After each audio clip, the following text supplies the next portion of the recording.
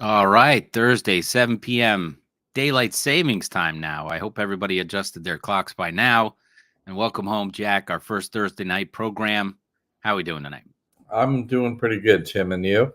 Very well. Very well. Spring Yeah, is in the air.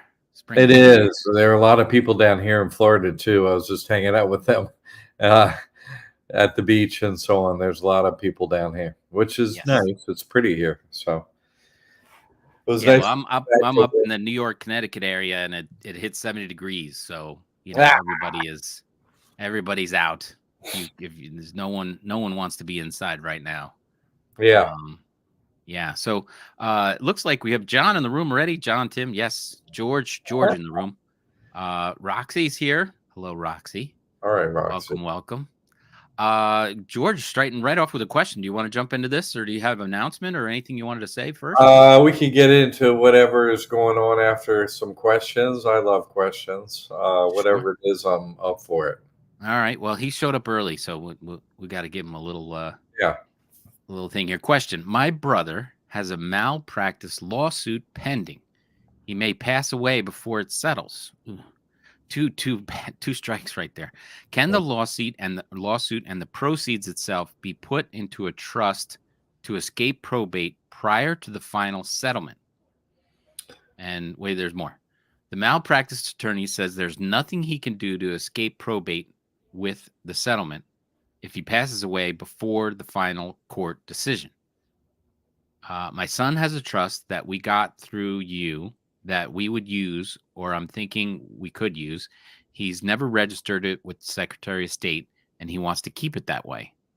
If he wanted to go into business or build credit, he would open another trust and register that one with the Secretary so that the only trust we have available is the private, non registered.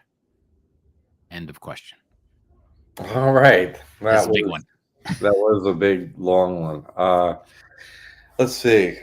Well, Um, first off, you're not a lawyer yet. You're only starting law school, so nah, they're not. It's not legal advice. yeah, but no, it's financial advice. I already got my all my degrees and all the financial information. So, uh, let's see. The issue of get putting in. Let's just get down and put it in simpler terms. In case I don't understand you, correct me. But you want to put the proceeds to a settlement, whatever it may be, of a lawsuit into a trust. Basically, that's what you're trying to do. Um, but here's the thing: what's the lawsuit coming from? Something from the person. You know what I'm saying? It's coming from the person has a lawsuit. You know that straw man has a lawsuit. So. Um, it may be possible to let's see.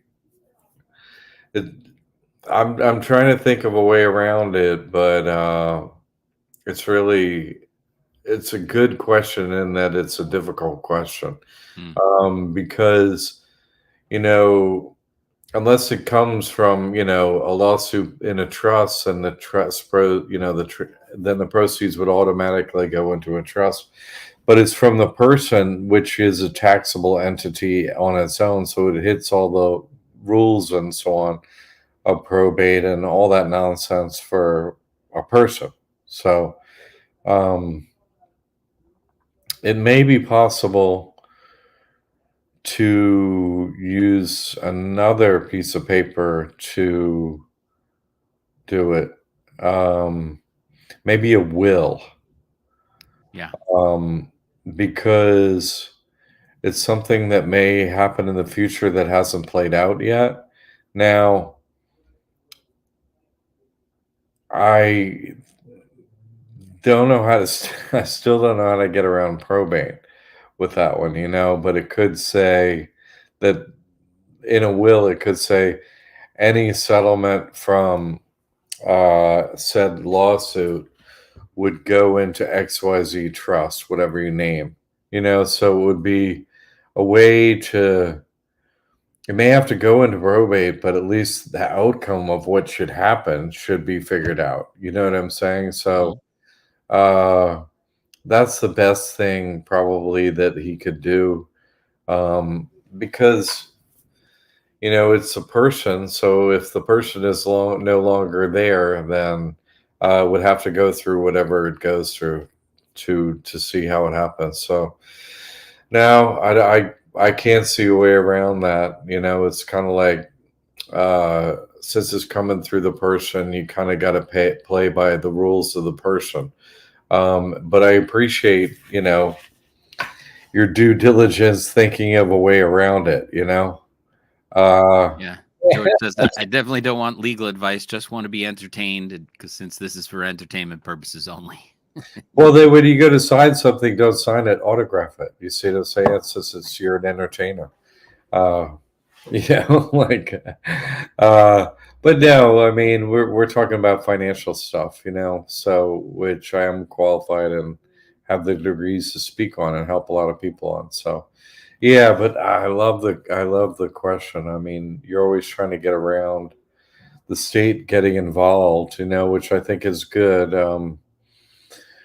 But I can't think of a way to do that. But thank you for the question, George.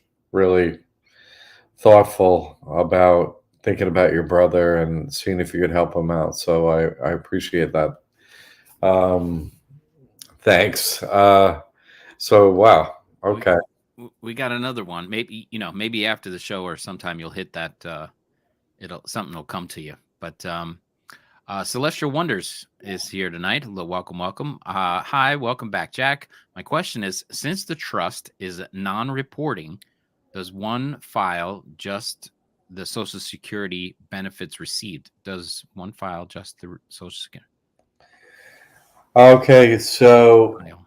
we're talking about two different things here, right? And it's kind of like what our last question was based on. Um, since the trust is non-reporting, yeah, but it doesn't report anything it receives, but your social security benefits come through your person first and then it's put in the trust because that's the vehicle that got the social security benefits. So um, the trust wouldn't report any of the getting money from social security or anywhere. Doesn't matter where it gets it from. But is your person required to file based on social security benefits? I mean, depends on how much and blah blah blah. So that's a whole separate thing. Filing for your person may still have to happen. That's why I recommend, don't use it as much as you can't use it. Don't use it. Social Security benefits can be under the tipping point where you have to report. So you have to look into that. I don't keep up with all the rules on the person. So but you would look into, do you have to report for your person for your social security benefits? Not, but the trust would not report. Okay, thank you for that question. Good question. So it's really person versus the trust. That was the same question we had last time. Thank you. All right, and graciously called. Hi, Jack. It's Marilyn. And Marilyn has a question. My person's disability is deposited now into my trust. Congratulations. That's so great. And I was really happy to hear that you're feeling better miraculously. Isn't that wonderful? I was really happy to hear that because you were uh, plenty of questions per day for when you got started, and then you dropped out, and now you're back. So it's good to hear from you, Marilyn. Glad you're back. Glad you're And healthy. back to Celestial Wonders. Thank you. Yes, it's not much Social Security. Yeah, same with me. My person doesn't get much either every month from Social Security, so it's beneath the threshold of having to report, so I don't report. So maybe you're in that same situation.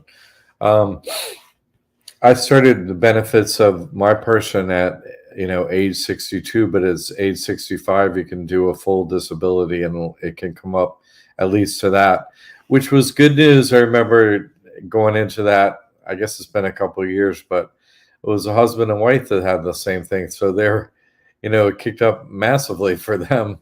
Combination, they were getting I don't know what it was, but an extra $1,000 a piece a month, something like that. And so it really helped them out a lot. So yeah, keep in mind that 65 thing. All right. Yeah. All right, Marilyn. Marilyn says thank you. Yay. All right. Well, for now, those are the questions. If anyone else has a question or wants to jump into the show, I'm going to put the invite link up here so that you can grab this and then jump in and put that up. So if anybody wants to join the show, come on and join us. You can ask your question live.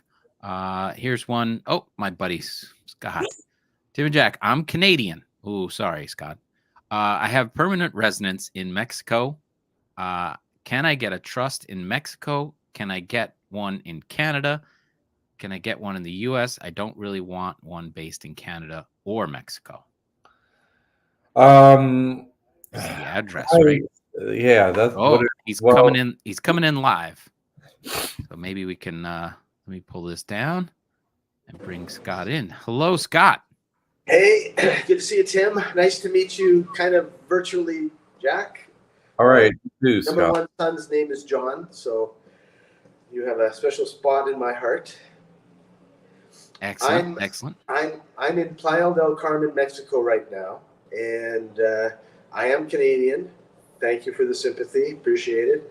And I just got permanent residency in Mexico.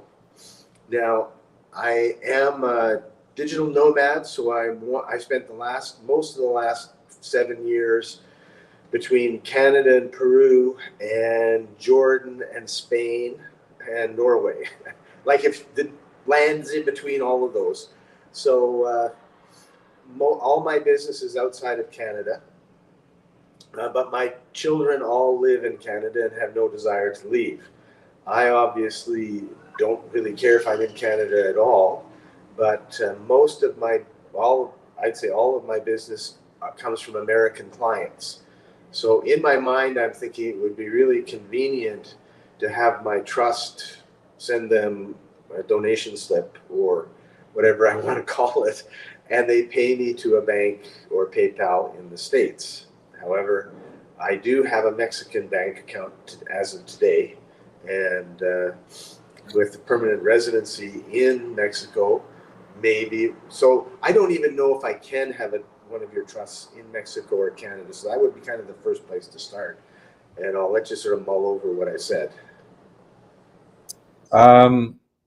Okay, lot to unpack there, but recently, one individual has opened up a trust in Canada. That hadn't happened before, and that has happened. So that's at least something that's happened. I realize it's last on your list, but that is something. Okay.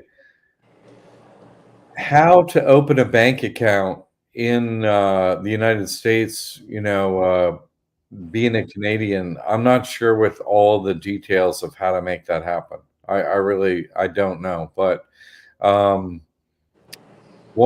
thing that I look at is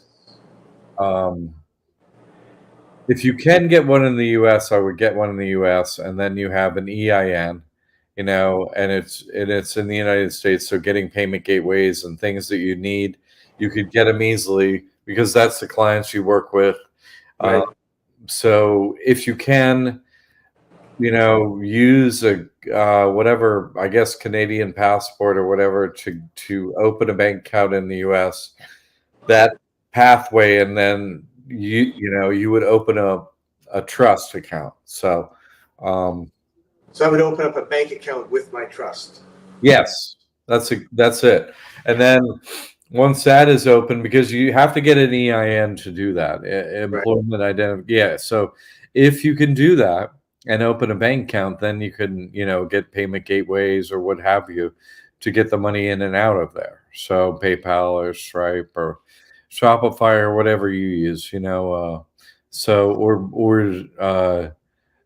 some other things like Zelle, but you can do, and then if you start there, then I haven't done this myself, but I've been looking into this.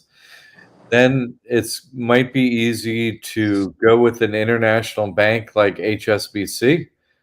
I haven't walked in there because they're in Miami. They're 3 hours plus away, 4 hours away from where I am, the most local branch. But if you could open up a trust at a bank in somewhere in America, maybe you could open one at HSBC too.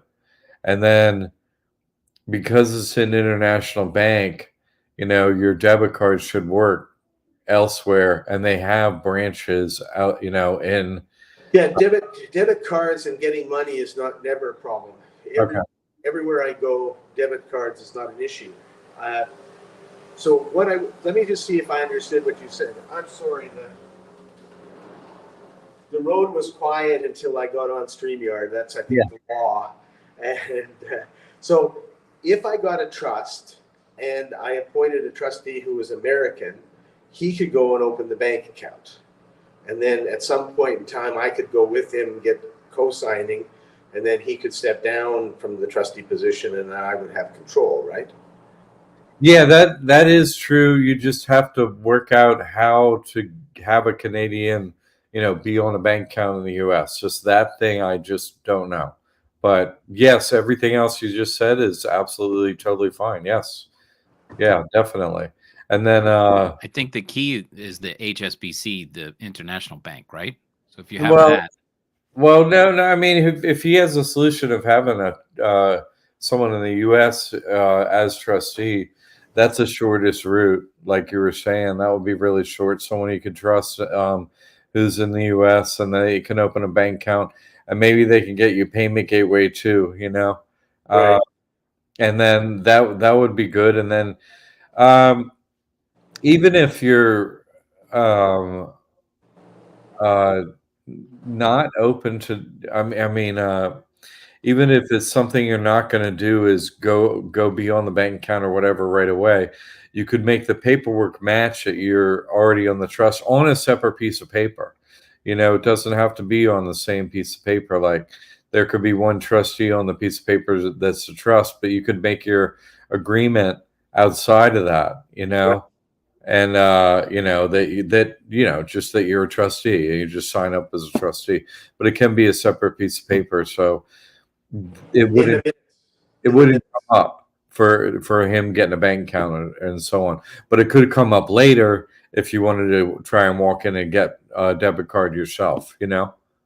Right. Yeah, I was thinking if the trustee had set up the account and then said to the bank, I have a co-trustee, I want to get them a card. Yeah, Walk in, and I don't know that they would care if I'm a Mexican or American or Canadian. they do. According to the Patriot Act, you need to give them an ID that is something that they recognize. Right. So they do. Oh, So yeah. Obviously, I would give them my ID. yeah, but I don't know what it means for someone outside the US. So you'd have to look into that part. I haven't been in that position, so I don't know. So Right. yeah. Cool. So do some research on that particular issue. But I'm just saying, even if you're a trustee, still on the paperwork, bless you, on the paperwork uh, elsewhere, you're still trustee. So Right. Right. someone sort of acting as like chief financial officer or bookkeeper or whatever for you. Right. I've Cool. done that before. Good. Well, thank you. Yeah, Scott, great question. Thanks for jumping in. Appreciate it, man. Have a good evening. You too. All right, the beach. Play thanks, out. Scott. Yeah. All right, good stuff. We got more questions from George.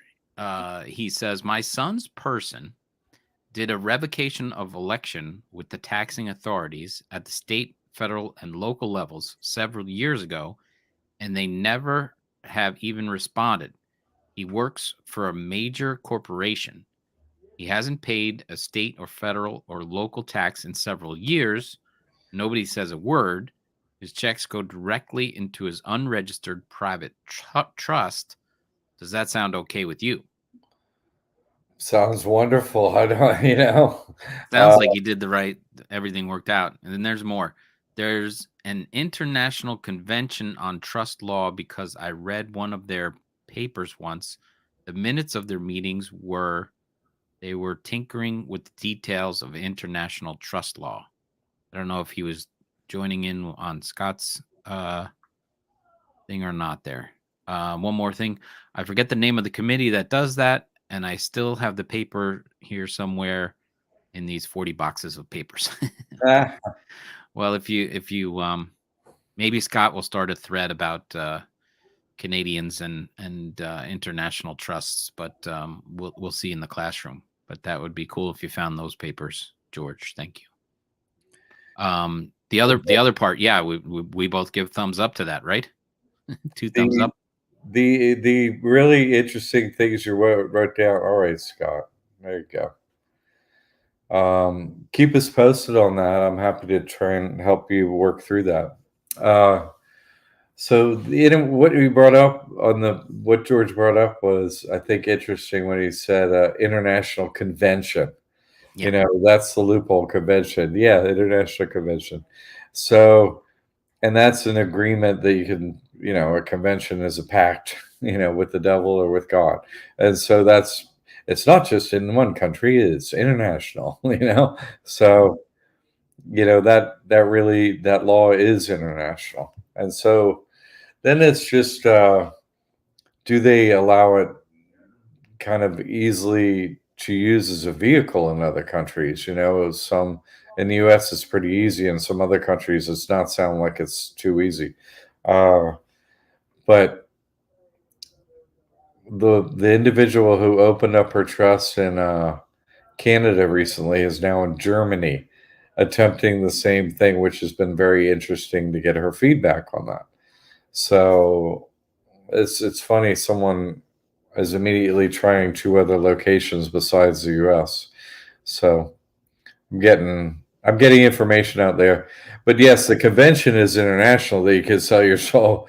But as far as can you bank with it and get out of taxes and stuff, I'm sure they're using it, but do they make it easy for, everyday people to do it? Definitely here in the US.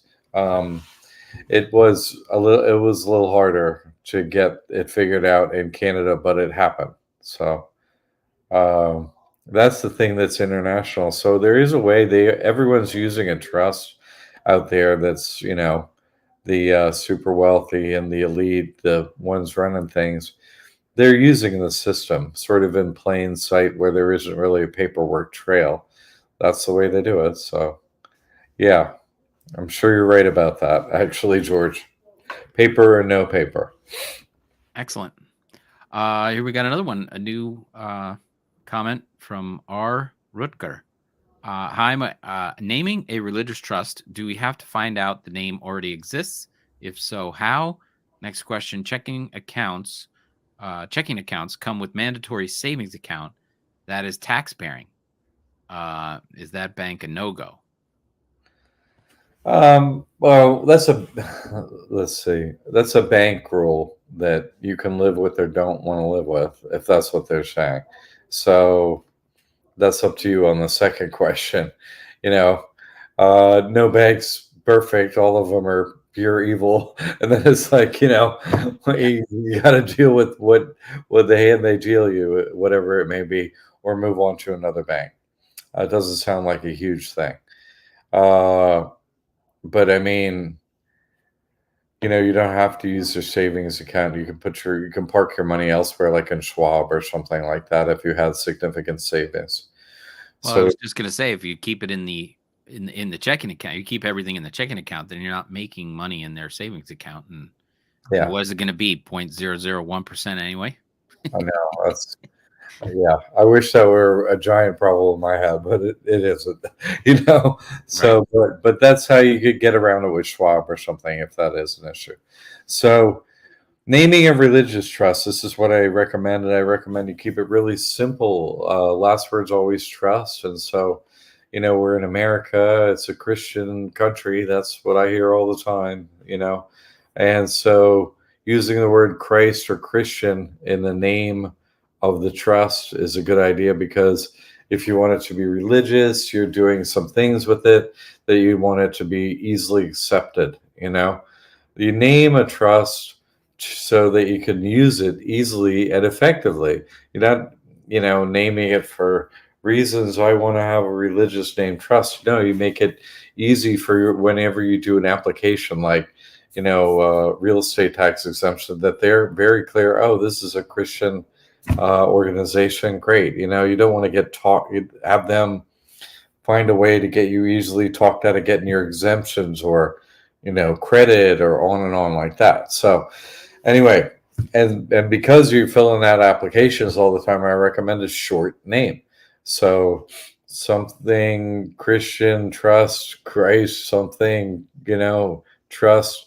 So like I recommend like 3 words. One of them is Christ or Christians, the last one's trust, and then another word. So something in the very simple line of thought like that. Easy to fill out on forms, easy for anyone to understand what the meaning is. So They are saying, I would think the names would be limited. So if you had Christ Holy Trust, someone else could come along and start a Christ Holy Trust, and they just keep approving them until they say there's too many Christ Holy Trusts.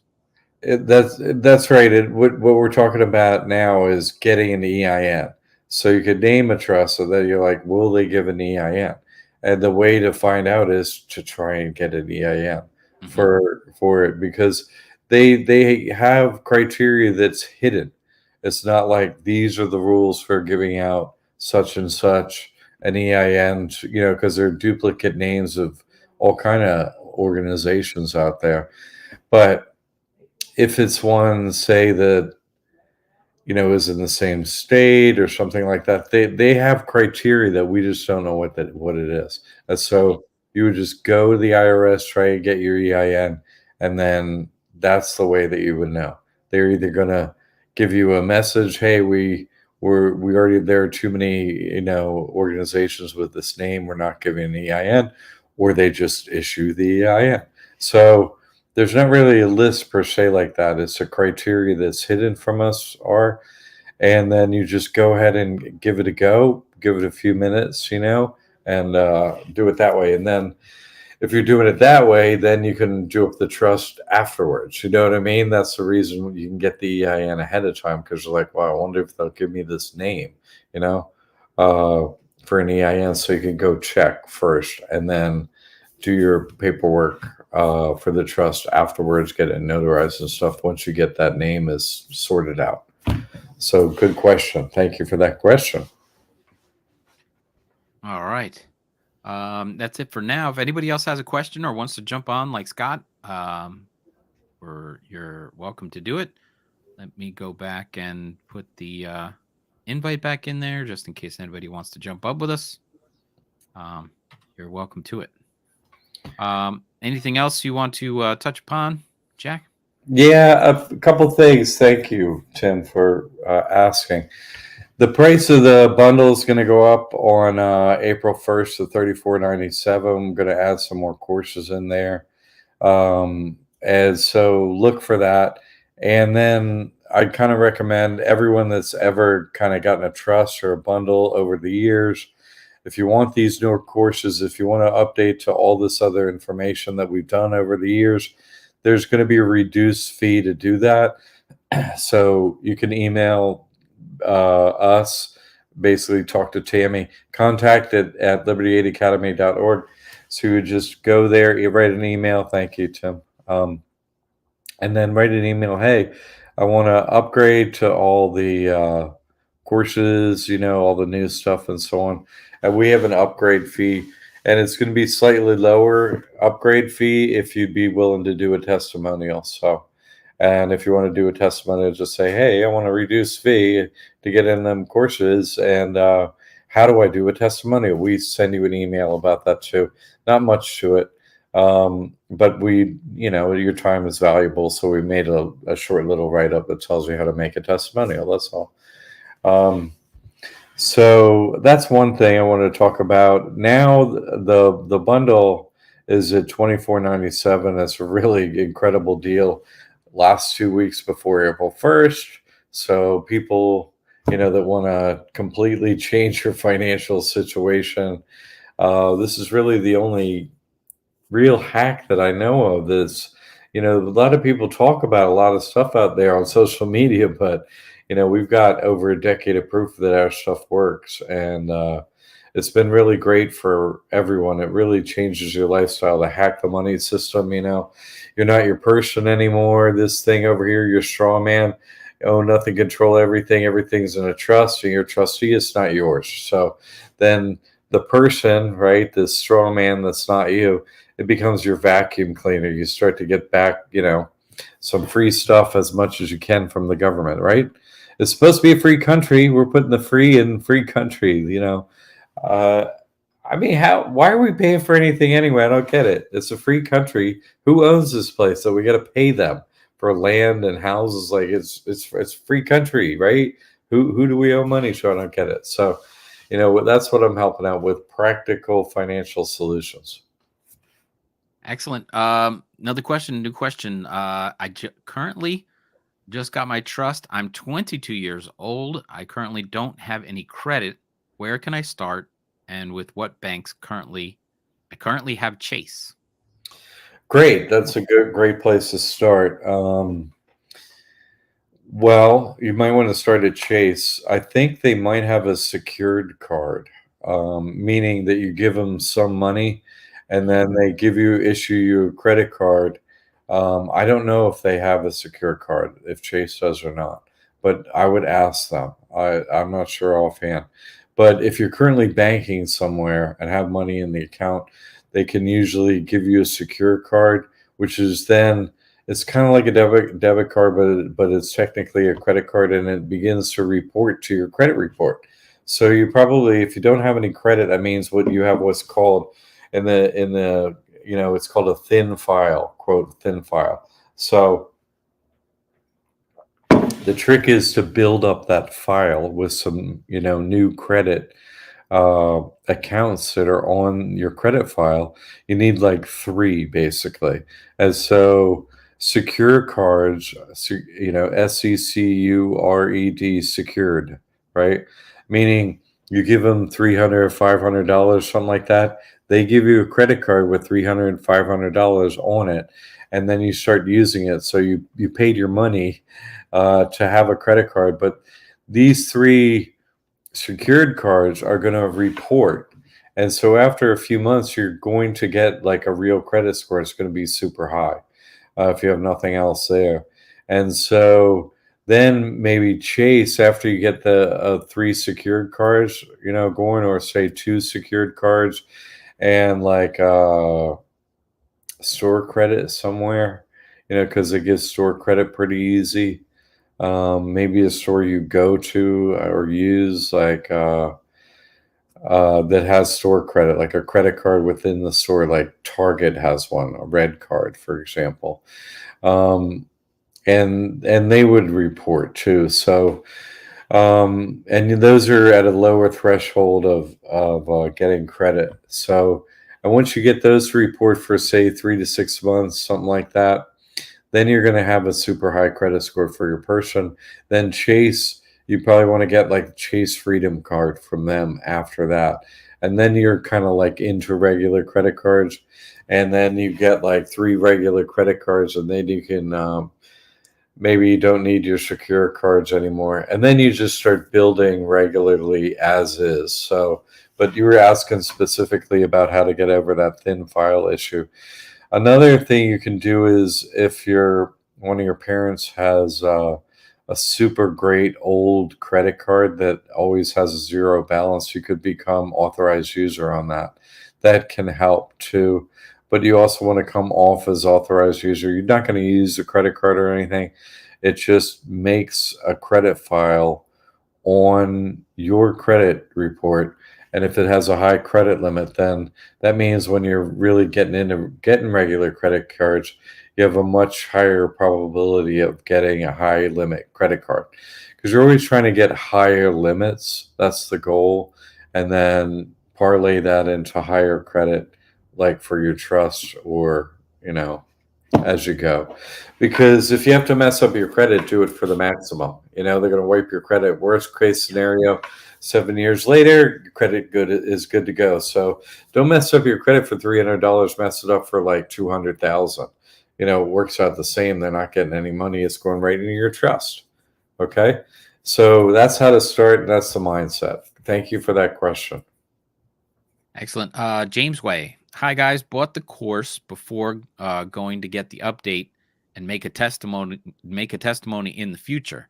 One question I have had from a friend is not filing taxes forever. He says folks will be at your door. And that may be true if it's you aren't filing taxes, i.e. for your person. You know what I'm saying? I'm not talking about that. I'm talking about not using your person anymore, which people think of as themselves, So they're like, oh, my taxes, they're very, it's just corporate entities have to file taxes based on rules of the IRS. So you got a person, you got an LLC, you got a C Corp, you got this unusual trust we have here. They all have different rules on who has to report and when and how, and there are all these different rules. This trust just has different rules than everything else. You see, it's through a convention. It gets 501c3 status and it's non-reporting status. These are the rules for this trust. So, yeah, if you're running another type of business entity or person or whatever, and you're trying to do that with, what we're doing here with this trust, with any of those others, yeah, they'll come looking for the money. But with this, you're following the rules, so there's no issue whatsoever. You see, that's how to answer him, because that's the truth. Adil says, thank you. I also read your book, Game of Souls, changed my view of the world. Good. I'm happy. You got to cut through the curtain there and see who's running Oz. It's like, wait, you're running Oz? Okay, I don't, you're not as afraid of them anymore. You're like, okay, how can I use your rules against you to help me? Since that's what you're doing. So, and then you get over this whole programming business and you can move on to using these financial methods to just kind of help everyone and even the playing field. They've been using them against us this whole time. And now we're like, oh, okay, what? I'm wise to you. So that's what we're doing, Another one. What about LLCs? Are they disregarded? And is it a pass-through entity that doesn't file taxes? Are those bad too? I mean, it passes through. Pass-through entity means it pass through to the rules of your person. That's what a pass-through entity. It follows the rules of the corporate entity instead of the LLC. It follows the tax rules of the person, which are far more strict. So you don't want to use an LLC or a person. You're just not going to use them for anything. You don't have a use for them. Maybe if you had, you have a use to maybe build credit on them. You know what I'm saying? That's a whole different issue. And maybe use the credit, maybe it doesn't get paid back. That's a whole nother issue. But as far as revenue, and having a bank account and stuff like that, you don't want to use an LLC or a person, and, because passing through to the person, that's what we're talking about. You don't want to have any money that's subject to any of those rules. So you would just use a trust for whatever you're doing. And that way you don't have these problems, You see an LLC, the best thing that you can do for it, if you're going to do anything with any LLC, which I'm not saying you need to do, but it's already registered as Secretary of State, so you could build its credit up and destroy it, like someday if you want to. Your personal credit and your LLC credit would be messed up, but you take a bunch of money and put it in a trust, like cha-ching. That's legal to do. Second part of this, would you purchase a vehicle with the EIN of a person name trust, family name trust, or religious name trust? Well, I don't like to make things overly complicated. So let's just say you can get by living your life with just your first and last name trust. Don't start another trust just to own a vehicle in it. You know what I'm saying? Like they're not of such a asset value that you really have to be concerned about it. Like vehicles basically depreciate or they have a lot of money owed on them or whatever, they're not worth super much money. And there's nothing really much you could get exempted from with a vehicle and tax wise and stuff like that. So it's really about convenience, I would say. And if your life is just convenient having first and last name trust, well, you could put it in that, no problem. But let's say you had a religious trust for other reasons, not just for this reason, but say real estate or something like that. You could put it in the name of that. But like I said, I mean, if you're going to mess up your person's credit and so on, you wouldn't want a vehicle in the name of it. You don't want any assets. So it really, family name trust, any other trust, really, any trust that is in is fine as long as it's one that doesn't have bad credit. Like your person going to have bad credit. Let's say you're going to mess up a trust or whatever. You wouldn't want to do that and have it in the name of that trust. But otherwise, any trust will do. It really doesn't matter, honestly. For a vehicle, I don't think of it that way. So good question. I've seen, just to add on, other people talk online about, when a trust would fill up with a lot of very expensive assets. Like if you were to own a building or something like that, and somebody were to slip and fall and they want to sue you and try and take the building. And, after you go through insurance and all that kind of stuff, you would want to have major assets in a separate trust so they can't go after everything that's in that trust. And I know ours is different than most trusts that people are talking about online, but when you have major assets like that, then I would consider, but like you said, a car is depreciating, so that's not, going to be a big deal in there. Yeah. And I mean, there is some truth to that's kind of the common belief, what you said, Tim, about having different trusts and so on. That's one reason to have different trusts, but there's another reason not to have different trusts. And that is if you're successful in getting real estate taxes exempted with one trust, Right. then it would probably make a whole lot more sense to put a bunch of real estate in the name of that trust because you already got the exemption for it. And so that money could add up considerably, to self-insure, if you want to, against the thinking of having multi-trust. So, but that would be the only reason kind of to like step away from what Tim was saying. So I only know of that reason. And, that's kind of why one of the reasons we're putting stuff in the name of a trust, especially real estate, is one of the things is to see if we can get the property tax exempted and they approve it and so on. So it's good to start with one property and try that and do it, like in some states, it's just a piece of cake and almost really automatic, actually. Like I've heard that from a few people in Missouri. So it's the don't show me state, I mean, I love it. Don't show us anything. You're good. So, but it depends on where you are. So you want to go see if you can do that process first and then see should you have different trusts or not, and base it upon the kind of weighing those two ways to think about it, mitigating risk as far as or reducing expenses, so. It looks like we have George popped in the room, so let's bring him up. George, welcome. All right, George. How you doing? Good. I haven't done this in so long. I just wanted to remember how to do it. StreamYard. I was afraid I was going to forget. I used to do it all the time, but I'm getting older, How old are you, Jack? The paperwork says 63. Really? I'm 63 too. Yeah. Same age. Says. Absolutely. I just wanted to. I wanted to say to the young person that's 22 years old, study like hell while you're young and your mind is like a sponge.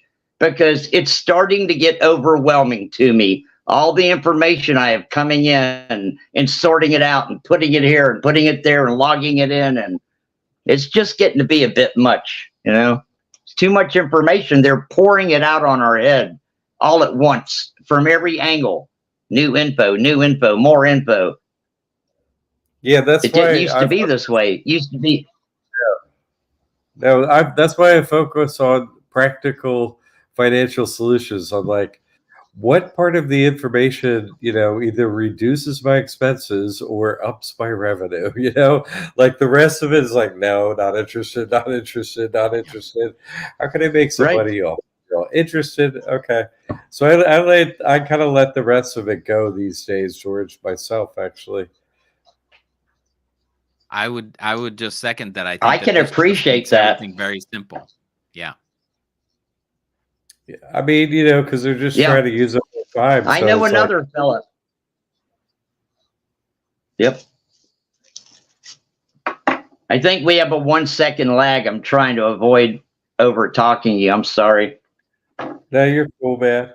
It's good to hear from you. You have another example you want to share, George? My dad always said, when you get paid, do it by the hour or by the week, or at the very worst every 2 weeks, but never twice a month and never monthly. And he explained it to me, but I was 10 or 15 or something. Yesterday I watched a video and the guy said, there's 52 weeks in a year, 365 days. 12 times 28 is 48. And then there's 49, 50, 51, 52. There's 13 months of 28 days. So by them making us a 12-month calendar, they're just ripping everybody off for 1 full month of labor per year, especially if you get paid by the month or twice a month. You follow me? It absorbs those other 4 weeks. What a bunch of scam artists we're dealing with. They've dumbed everybody down. Nobody can think straight. They've been doing this to us for 100 years at least. Well, that's why I hit him in the pocketbook. Change the calendar. I just hit him in the pocketbook because the rest of it is just a bunch of, things to talk about. But until I get your money, it's like, just pay up. Uncle Sam, I hear you have some money, and I'd like everything you got. Thank you very much. Well, it's the way business is done. It's appropriate. It's honest according to their rules. That's the way you're supposed to do it. You're not scamming. You're just following the rules. Following the rules. That's all an accountant does, is just follow the rules. They're not my rules. Right. They made up the rules. We're forced to live by them. So it's like, what of your rules can we get some money from? Those are the ones, because the rest of it just kind of aggravates you after a while and keeps you, from your happiness. So practical financial ones where it's like, thanks, I'll take an EBT, $300 a month, and I can use it to deliver food to my door now. Okay, that's not bad, and on down the list like that, because you can get very aggravated, George. I agree with you 100%. Yeah, it's frustrating. How do you get your book? I just heard about it. Oh, my book is in the Inner Circle. So you need to be getting that Inner Circle course. It's the only place it is. All right. So, I'll tell Daniel. Yeah, I think you'll enjoy it. There's still 15 people in the chat. Somebody should jump in here and ask a question. We got a little bit of time left. Right? Yep. We do have a little time left. I'd love to hear from anyone that has a question. Absolutely, George. It's good to hear from you, too. All right. I love you guys. I'll see you next time. Love you, too, man. Bye. Good to have you, George. See you. Thanks, George. So great. George is the first one to ever pop in on this show, and we got him back again. Good to have George here. Thanks for popping in, man. He did have a question that he didn't address, but I didn't read it while he was on. But he said anyone can do a revocation of election. They have 90 days to take it back, talk back to you. If they don't do it, you're good to go, and they will never answer. Yeah, you So could choose to be in the vote thing or choose to not be in the vote thing. That's true. Or you could choose to pretend to be voting anyway. I don't, unless you're trustee of the in God we trust, they're not counting your votes. So go ahead and vote. But uh, did you get appointed as trustee? I doubt it. right. Here we go. Sometimes I get anxious about my EIN and I think I did it wrong, even though it says irrevocable on it. Yeah, they like to get us on like nervousness or fear or worry and stuff like that. They made a clever little method with this trust, didn't they? Like it's a pathway without like all this information like, hey, you did great. Step number 7 was perfect. You're on your way to no taxes. They don't have it all spelled out exactly like that, making sort of yeah, it's a programming. That's what I'm getting at. Exactly.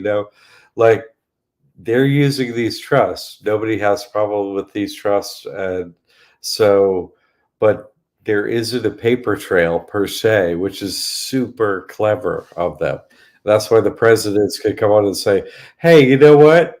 I talked to my accountant and he said, I can't give you my taxes. I'm sorry. And then it's like, well, what would the follow up question be? It would be like, well, why can't we see your taxes? And because, well, I don't file every year. So Right. that's really the full story. Yeah, there's no accountant to show any taxes, so that's true.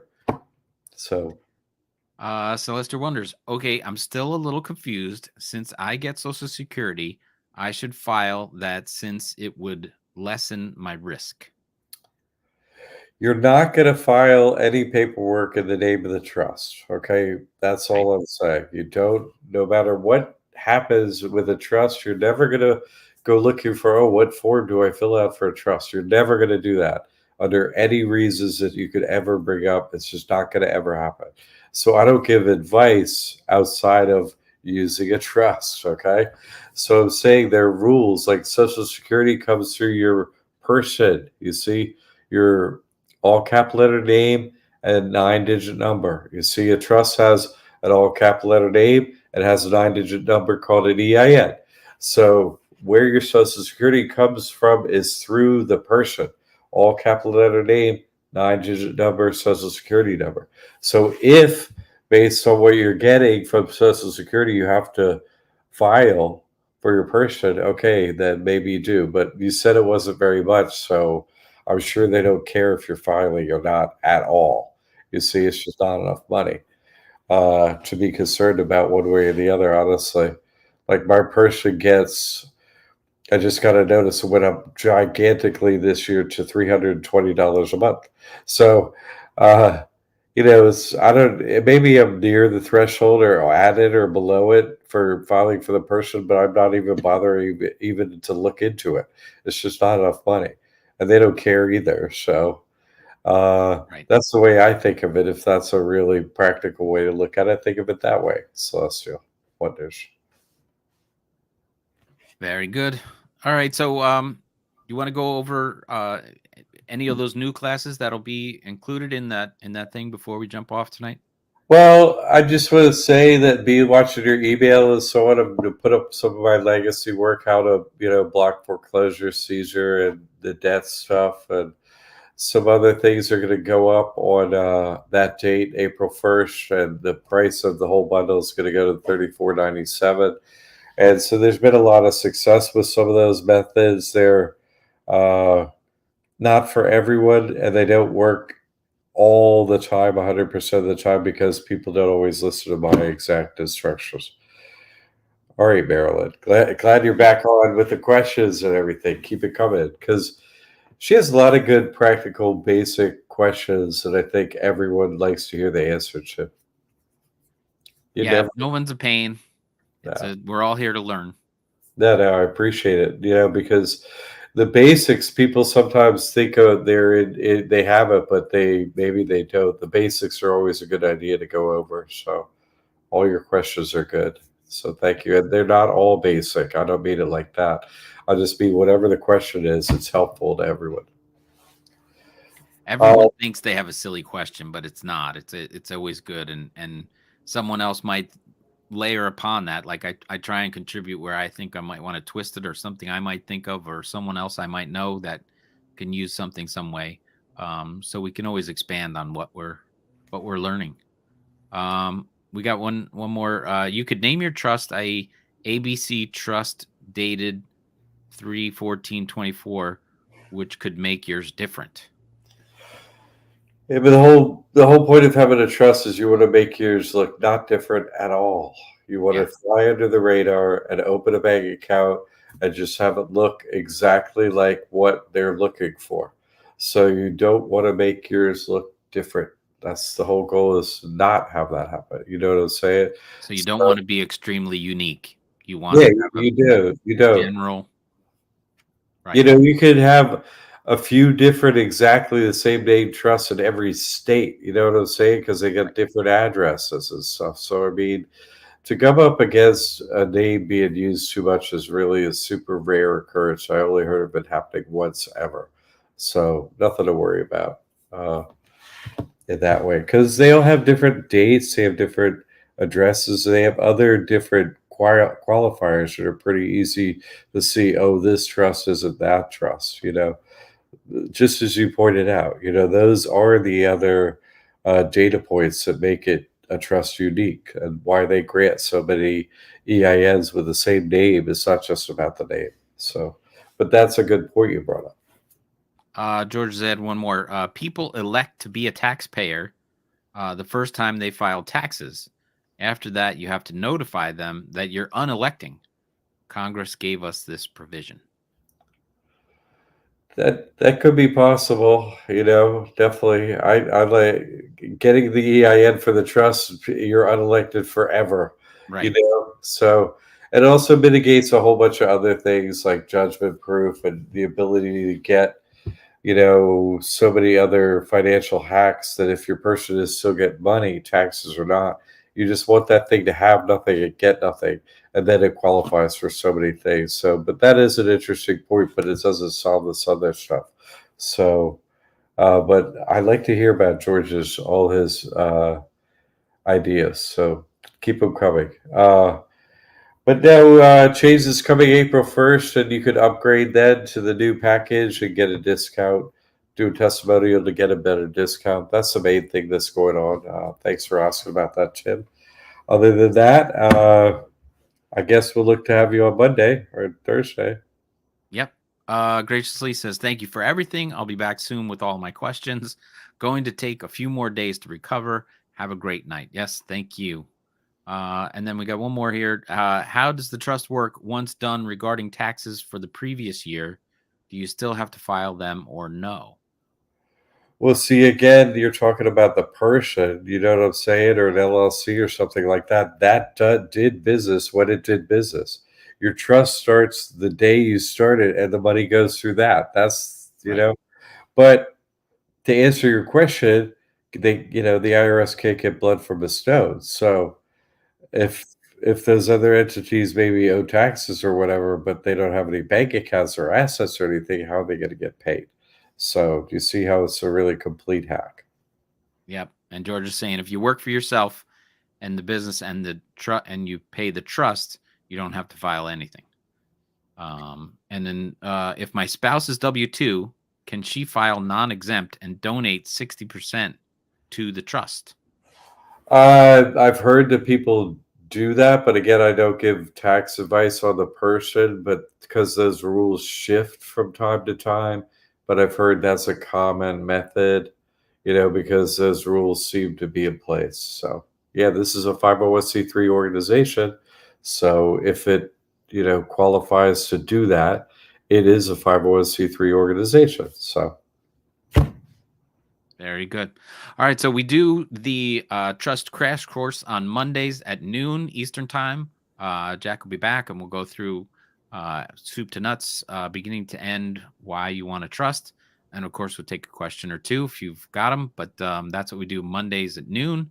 And then, of course, we'll be back on Thursday night next week. yeah. Any questions anytime, I'm here, to help out everyone that's doing this work. Everyone's doing such great things. Thanks for being here, Tim. I look forward to our next show, and everybody jump in. It's good to have you. Sounds good. All right. We'll see you Monday. Thanks, Jack.